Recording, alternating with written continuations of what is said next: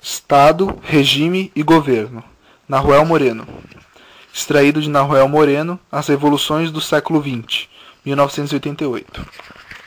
Os regimes políticos. A definição do caráter do Estado só nos serve para começar a estudar o fenômeno. Só responde à pergunta: qual classe ou quais setores de classe têm o poder político? O regime político é outra categoria que responde a outra pergunta: através de que instituições essa classe governa em determinado período ou etapa? Isso porque o Estado é um conjunto de instituições, mas a classe que está no poder não as utiliza sempre da mesma forma para governar. O regime político é a combinação ou articulação específica das instituições estatais utilizada pela classe dominante ou por um setor dela para governar. Concretamente, para definir um regime político, devemos responder às perguntas: qual a instituição fundamental do governo? Como as outras instituições estatais se articulam com ela? Os 5 estados que enumeramos passaram por sua vez por diferentes regimes políticos. O Estado escravista de Roma muda seu funcionamento 3 vezes. Primeiro é uma monarquia, com seus reis. Depois uma república. Finalmente um império, com os imperadores governando. Mas continua sendo sempre um Estado escravista. O rei ou o imperador defendem a estrutura social em que os donos de escravos continuem sendo donos de escravos.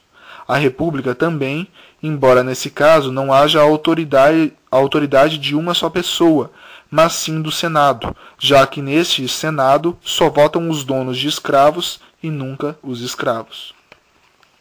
O Estado burguês deu origem a muitos regimes políticos: monarquia absoluta, monarquia parlamentar, repúblicas federativas e unitárias, repúblicas com uma só Câmara ou com 2, uma de deputados e outra muito reacionária de senadores, ditaduras bonapartistas, ditaduras fascistas, etc.